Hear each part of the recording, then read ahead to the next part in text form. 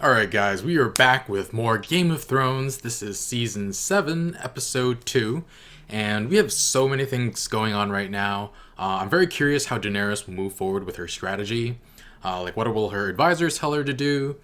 She's allied with Highgarden, and she has to know Cersei needs it to survive the oncoming winter, so personally that's where I would head. And does she bring all three dragons with her everywhere, or does she set them up separately in key locations to defend them?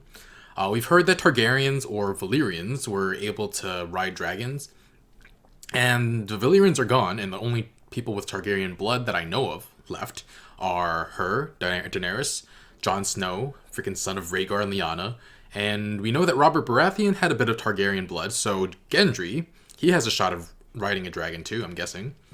It's a shame that all the dragons are male, or they could make more dragons, but I wonder if there are any more eggs out there. And I'm also curious about the lifespan of dragons. Are these going to be the last dragons ever? Well, I don't know.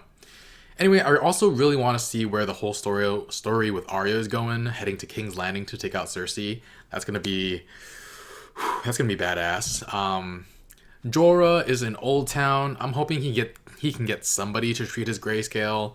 Daenerys needs him by her side. And I'm curious about Euron's gift to Cersei. I feel like if this was a full-length season, it might be another episode or two before we find out what it is. But because it's shorter, I feel like we might find out this episode. Without further ado, if you want to watch along with the full reaction on Patreon with the footage, check that out in the link in the description below. But otherwise, we're going to get started right here. You wish to know where my true loyalties lie? Not with any king or queen, but with the people. I choose you. Because I know the people have no better chance than you. Don't know about Jon Snow, though. You chose an auspicious day to arrive at Dragonstone. We've just decided to pardon those who once served the wrong king.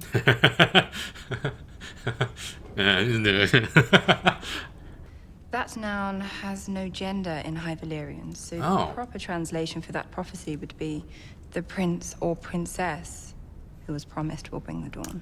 Doesn't really roll off the tongue. I believe you have a role to play. As does another. The king in the north. Jon Snow. Jon Snow? Yeah, he didn't know. Ned Stark's bastard. But I like Jon Snow, and I trusted him. And I am an excellent judge of character. That was 6 years ago, though. If he does rule the north, he would make a valuable ally. But Aerys killed his grandfather and uncle. That his queen invites him to come to Dragonstone. His queen. And bend the knee. That's a little confrontational to start with. All dwarves are bastards in their father's eyes. What does that mean? That's what he said to him. Something he said to me the first night we met. Randall frickin' Tarly. He has 3 full-grown dragons, Your Grace. Are they full-grown? The Queen will need a new Warden of the South. I can think of no better man than Randall Tarly. But he's the worst. The infection Sam was spread Tarly. too far. Valerion the Dread. The one Aegon? Priest that Aegon rode across the sea. His flames forged the Iron Throne. It's And huge. brought the 7 kingdoms to heel.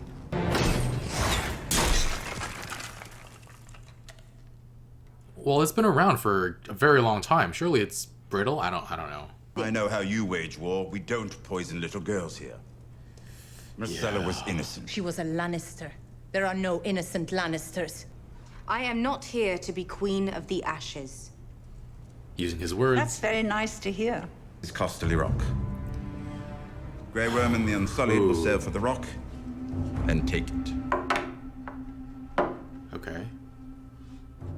I don't know if that's smart, though. Are you a sheep? No. You're a dragon.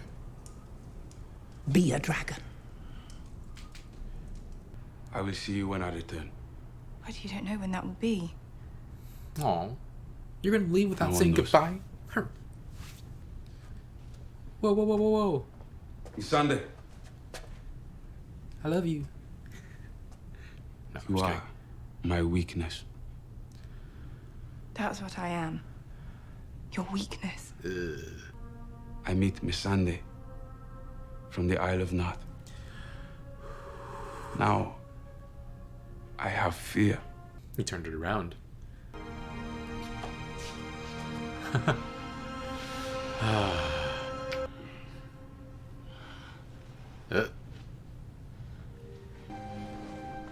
He was afraid he messed up. Nope. Daenerys walks in right now. I want to see you. Please. Oh, man. Oh. Could take off your shirt. You gotta peel it? Oh, God. This is... Oh. Never done this before. No. I'm the only shot you've got. No one else will try it, so I'm the best you've got. Oh my God. Seriously, how are you expecting him to... Again, I'm sorry. Oh God.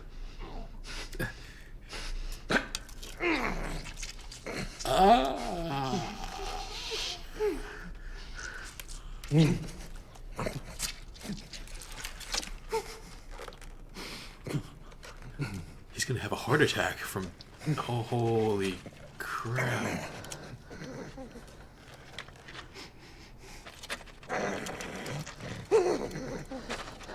That sound.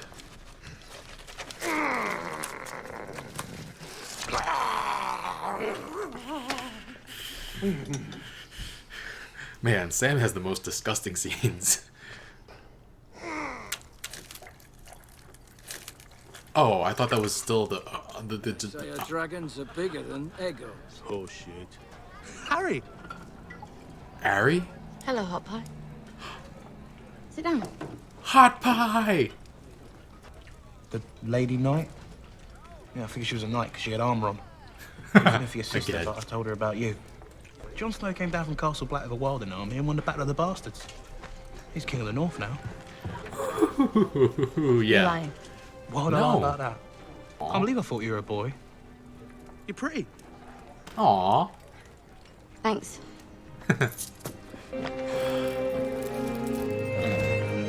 Going home. I'm going to accept.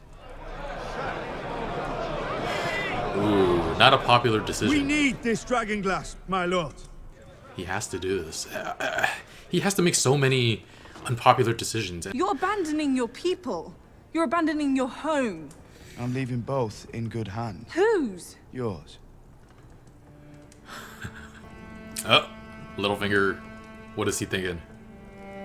Oh, Brienne. We saw like a tiny bit of like two frames of her smiling, and then. Father and brothers are gone, yet here you stand, king in the north. Last best hope against the coming storm. The withering glare. I have nothing to say to you. Sold my sister. Not even thank you. Really? Not for me, you'd have been slaughtered on that battlefield. That's true. I love Sansa. As I loved her mother. Oh, Melisandre is with Daenerys. Davos is gonna run into her again. Oh man.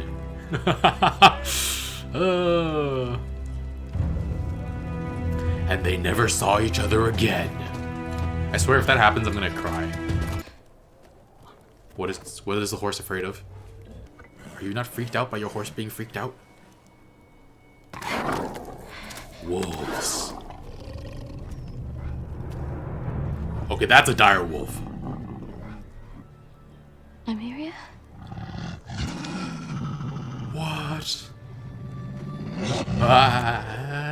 It's been 6 seasons. They were only together for a year, less than a year. Come with me. Gloves. Can you get the gloves for me, Nymeria? Nymeria, gloves.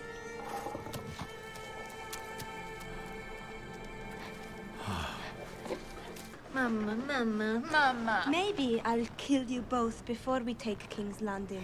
And then I won't have to share. Mama! Oh my god. Could we get some more? Thought you didn't like it. Wasn't for you.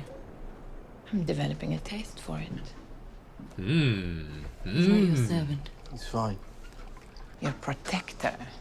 Why are you standing all the way over there then? Oh man. Foreign invasion is underway. Wow. Leave him be. Seems like you don't need a protector.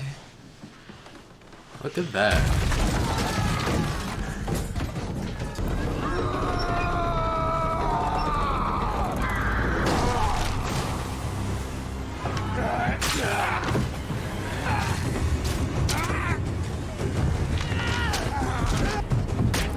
Nymeria!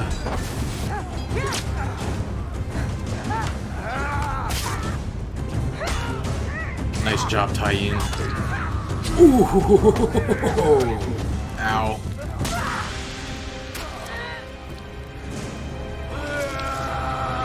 Jeez. Cut him, tear him to shreds.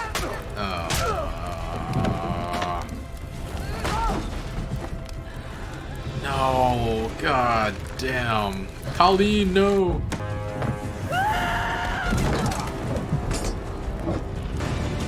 Theon, where are you?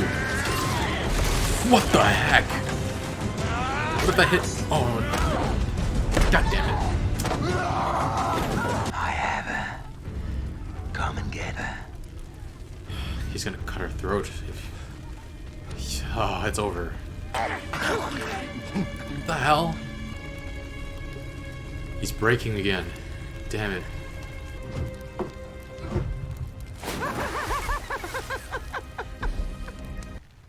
Is that Nymeria hanging by her whip? Damn it. Alright guys, so after Ed Sheeran last episode, I'm glad we didn't have like Shakira belly dancing her way through this episode. It wouldn't have been too bad, it would have just been out of place.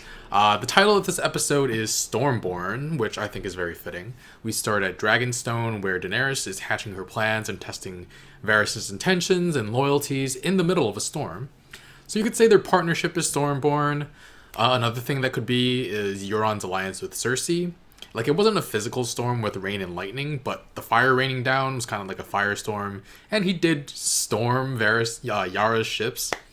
I'm kind of reaching, but yeah, we start with Daenerys meeting with her advisors, saying out loud that the people don't care who is in charge, and that Viserys believes that they toasted to his return, and that he was stupid for believing that. But yeah, I really love that interaction between Daenerys and Varys, testing his loyalty. He did try to have her killed when she was pregnant with Rhaego, and so he has a lot to answer for.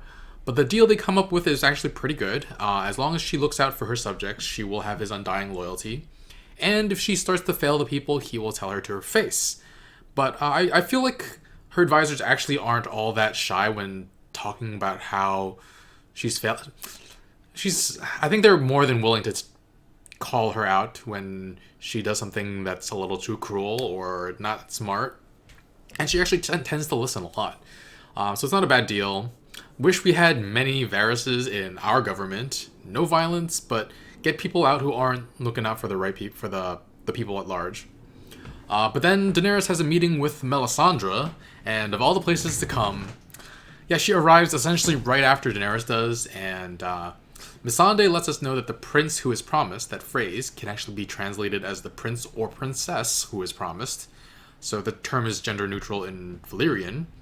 I also wonder if it's necessarily singular or plural, but they probably would have mentioned if it could have been plural.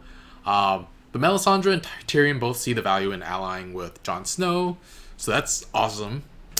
Might get off to a bit of a rocky start if she immediately asks him to bend the knee, but it's better to come in from a position of strength on her part, I guess. I really like that Tyrion's last line in the letter that was that dwarves are always bastards in their father's eyes. I'm pretty sure that was like episode 1, if I'm not mistaken. Great callback. Great memory on both of their parts for remembering that. Like, do you remember what you said to someone you met for like a couple weeks, like 6 years ago? I don't know. I don't remember anything I've said 6 years ago. Jon then gets the letter about Dragonglass, though, and he knows he has to head to Dragonstone to meet with Daenerys. And he does so against the advice of practically everybody in the North. They remember all too well what the Mad King did to Rickard and Brandon Stark. But he leaves the place in Sansa's hands, looking forward to how that'll play out. Sansa, once again, everybody was actually kind of like trying to convince him otherwise. I wouldn't count that as undermining. I wish he would have talked to Sansa first again, though. This didn't seem to learn from last time. If he doesn't want her to undermine him, he needs to talk to her first, before he comes to like in front of everybody in the entire North. He nearly strangles Littlefinger though, warning him not to touch Sansa. I misheard him on my first watching before I edited, and I thought he said, "Don't talk to Sansa or I'll kill you." And I was just like, wow, that is such a harsh restriction. Like, don't talk to her at all. Like, what if she talks to you? You just can't, like, your mouth has to be shut. But no, don't touch her. Yeah. Cersei in King's Landing comparing Daenerys to the Mad King, to the people of the Reach. Like, you're really gonna go there about the Mad King after just blowing up the Sept of Baelor? Actually, does everyone even know she did it? Like, does she have plausible deniability? Like, technically, the only ones who know that she was behind it are probably the children, Qyburn, and, like, the people loyal to her. Maybe, I mean, I guess people assume it's her without knowing, like, without having proof. But meanwhile, she's trying to get everyone on her side. Jaime wants to make Randyll Tarly his second-in-command and Warden of the South if he betrays Highgarden. Yeah, Cersei doesn't have anyone on her side except Jaime that I even remotely want to root for. So it's weird. It's a little hard to... It's like everybody... This show has you root for different people at different times, but now that the High Sparrow's gone, I'm just like, there's nothing... Like, Cersei was working against the High Sparrow, so I was, like, kind of rooting for her, but now she's got, like, nothing on her side that I really want to endorse or want to follow. But the Qyburn has this giant crossbow thing that destroys Balerion skull. I had forgotten how huge dragons can get. I remember Arya hiding in a dragon skull before, like, but she was, like, tiny back then, so everything was big compared to her. But yeah, I don't know that the dragon skull getting destroyed is that big of a deal. It's been around since Aegon was, like, conquered Westeros. It has to have deteriorated somewhat, right? I don't know. But Tyrion and Ellaria were getting into it over Marcella. And Ellaria clearly doesn't follow the thought process of Jon Snow of not blaming the children for their parents' mistakes. And there's definitely tension there between her and Tyrion. I was thinking that they need something to happen to get them all to unite, kind of like Coulson dying in the Avengers, but the Sands are all gone by the end of the episode anyway because of Euron. Euron frickin' Greyjoy. Daenerys says she doesn't want to be Queen of the Ashes, which mimics the Tyrion's words from before. And Tyrion realized a little how much of an influence he has on her. Like, of course, the first time we heard the term King or Queen of the Ashes was about Littlefinger from Varys. He'd watched the whole kingdom burn to be king of the Ashes. I can't see how this could ever happen, but imagine him somehow persuading or manipulating or tricking Daenerys into burning it all just so he can be king. I don't know what his next play is, but that would be a heck of a move. Olenna does give Daenerys some advice, though. Just be the dragon. Whether or not that was based on her desire for revenge or if it was actually advice to be ruthless, I'm not sure. But she says, yeah, don't be a sheep, be a dragon. Reminded me of some reason of Maester Aemon's speech to Jon, kill the boy and let the man be born. So Daenerys is going to have to kill the sheep and let the dragon be born, I'm guessing. But I'm actually not a big fan of Tyrion's battle strategy. Surrounding King's Landing with Westerosi armies while the Unsullied take Casterly Rock. Casterly Rock? Casterly Black? No, that's not right. I don't like that idea. No one important is that Casterly Rock. It's just there. The gold is all tapped out for a while already by like the season 3, so I don't know how many resources they have. And I don't know what strategic value it has either. Like, the most important thing is protecting the rebelling kingdoms and taking King's Landing. So I don't know if laying siege to King's Landing is the best idea either, though I don't know much about siege warfare. I'm still waiting for Cersei to like bomb the streets of King's Landing to take out an invading force, though. So that's the biggest reason I'm hesitant about like just laying siege to King's Landing. But yeah, after what she did to the Sept of Baelor, I think Tyrion has to know that this would be something she would do. So I don't know. But actually, Arya found her way out of King's Landing when she was following a cat during her water dance training. So Varys knows that route too. He was talking to Illyrio when she overheard them. Tyrion also knows a way out from his time at the Battle of the Blackwater, or he used that path during the Battle of the Blackwater. So use that to get in during the night and ambush whatever army is there. You could also cut supplies routes to King's Landing, though the people would start suffering long before Cersei did. Would people turn on Cersei if they're starving?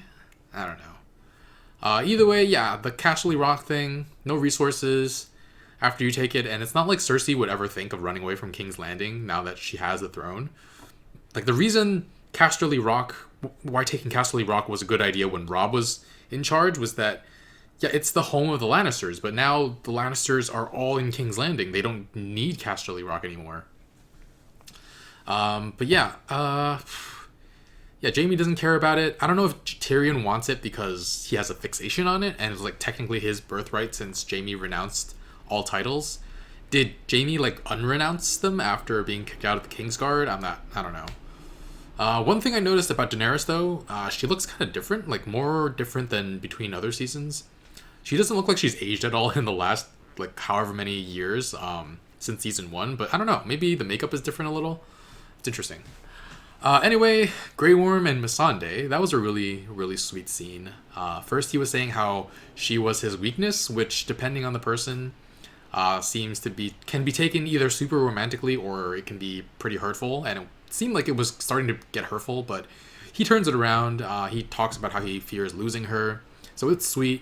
But there was so much fear in Grey Worm during that scene. Like, we as the audience knew that he didn't mess up when he kissed her.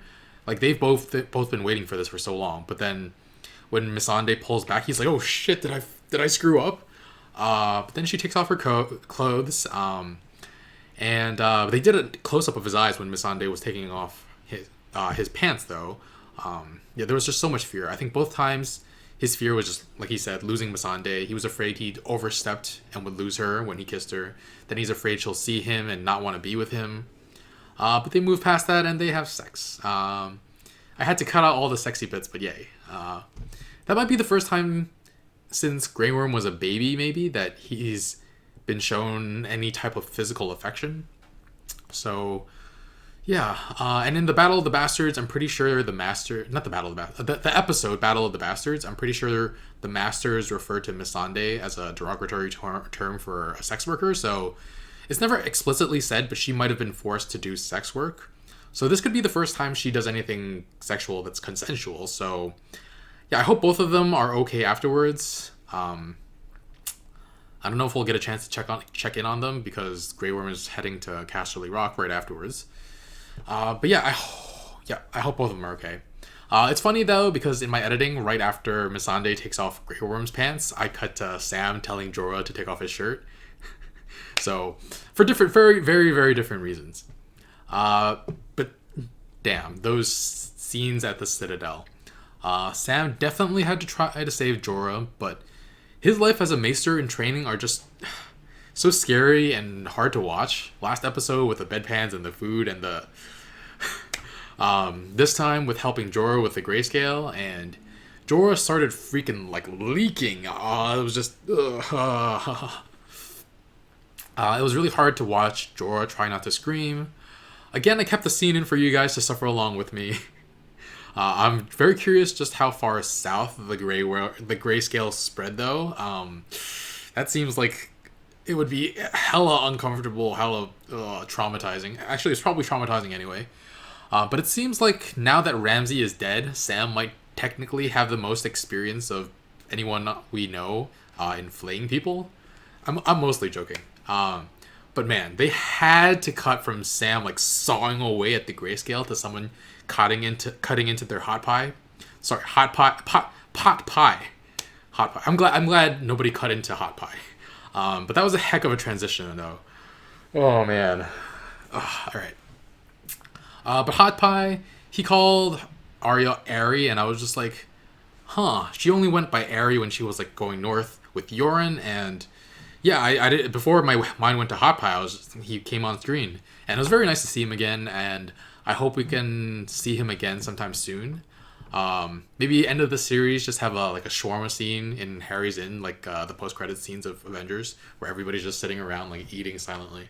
But yeah, he tells her that browning the butter before making a pie makes it taste much better. And Arya mentions having made 1 or 2 pies before. Oh man. Did anyone actually eat her pies though? Like, seems like a waste of human meat, of frame meat. She probably just threw them out afterwards, I don't know. But he mentions she sent Brienne after Arya. And he refers to her as the Lady Knight. And she was like, I assumed she was a knight because she had armor on. I'm like, not this again. Oh, come on, Hot Pie. He still hasn't learned. But we saw the talkative side of Hot Pie again, talking about how he can't believe Cersei blew up the Sept. Oh yeah, never mind what I said earlier about people possibly not knowing it was her. Even Hot Pie knows, but I guess it's just word of mouth since there is no proof. But Arya isn't surprised that she did that though. The Starks have intimate knowledge of what Cersei is capable of. But Hot Pie also lets Arya know about the situation in the north, and she chooses to ride home. I'm surprised that she actually went for Cersei if she thought the Boltons were still holding Winterfell. Like, she doesn't know if her siblings are dead. She could take out all the Boltons and make it safe for everybody to come home.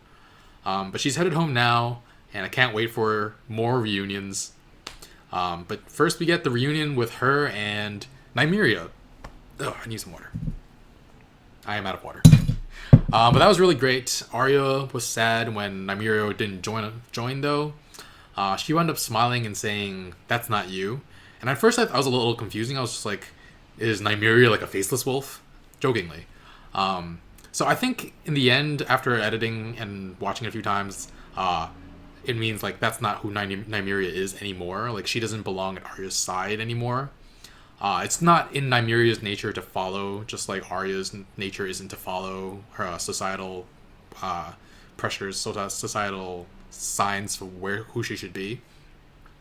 And I actually think Arya said, "That's not me," like a long time ago, but I can't remember exactly who she was saying that to, or what that was in response to. I'm guessing it was probably Ned or Catelyn saying that she was going to be like a wonderful lady or something. But yeah, I have to imagine that this short reunion scene wasn't in here for nothing, though. Like, just because Nymeria doesn't listen to Arya doesn't mean she won't show up to defend her. I hope she comes back for a big fight at some point to defend Arya, though I don't know that Arya needs much help. And I have to imagine what she's feeling. I have to imagine she's feeling what Ned felt when Ned got her water dancing lessons. At first, she was sad, but she accepts who Nymeria is and is happy for her, just like Ned was with her, accepting who Arya is and actually being happy for her when she's learning to fight. So it's good writing. It's just everything comes around. But speaking of which, now that I know more about this world, why did Ned have her learn from Syrio Forel, from like a Braavosi sword fighter? There were tons of Westerosi knights she probably could have learned from. Like, did he think it would be a good fit for her build? I suppose he knew she was never going to be like the armor-wearing, greatsword-wielding knight. But how many water dancers are there in Westeros, and how is Ned even familiar with water dancing? Like, what other things do we not know about him, essentially? I don't think Syrio was super famous or anything. Like, the Hound didn't know who he was, so yeah, just very curious. Anyway, we were talking about Nymeria, and yeah, one Nymeria comes back, and another Nymeria dies because of Euron frickin' Greyjoy. And just when Yara and Ilaria were about to get down to business, and Euron comes crashing down onto the ship with the thing. Like, I have no idea what it's called. He just like lands. But yeah, they're all taken out so quickly. The Sand Snakes all got taken. I kind of didn't feel Obara's death at all. The only thing I can really remember about her is like her spearing the guy with his head sticking out of the ground and then like spearing Prince Trystane through the back of the head. So she was kind of forgettable, and I was just like, she died.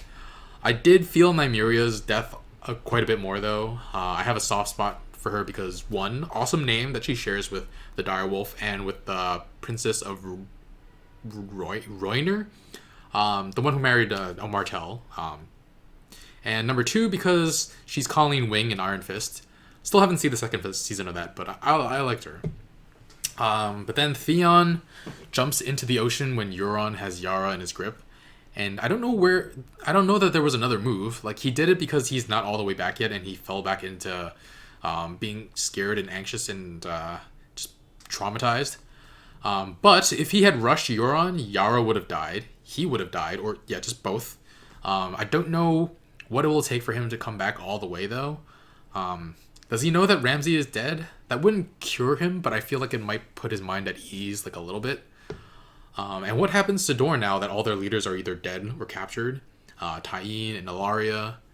And yeah, Euron has Marcella's killers. That's a pretty significant gift to Cersei. I don't know if it'll buy him the marriage he wants, but I can't imagine he gets nothing in return. But yeah, poor Tyene and Bronn's budding relationship, though. Now that sexual tension will never pay off. But yeah, this was a really good episode. I'm going to give it 4 direwolves, largely on the back of that awesome fight scene at the end, even if I'm not too happy with the results. Daenerys, I'm curious what Daenerys' reaction to that will be. She just lost, she just lost Dorne, essentially. But yeah, really looking forward to Daenerys meeting Jon next episode and that possible alliance. Ready for more Stark reunions too. Bran is coming down, Arya's going up. So yeah, alright everyone, be sure to like, comment, share, subscribe. If you're watching this on YouTube and you want to watch the next 3 episodes right now, make sure to check out the early access option on Patreon in the link in the description below or over here. And thanks for watching. Bye friends.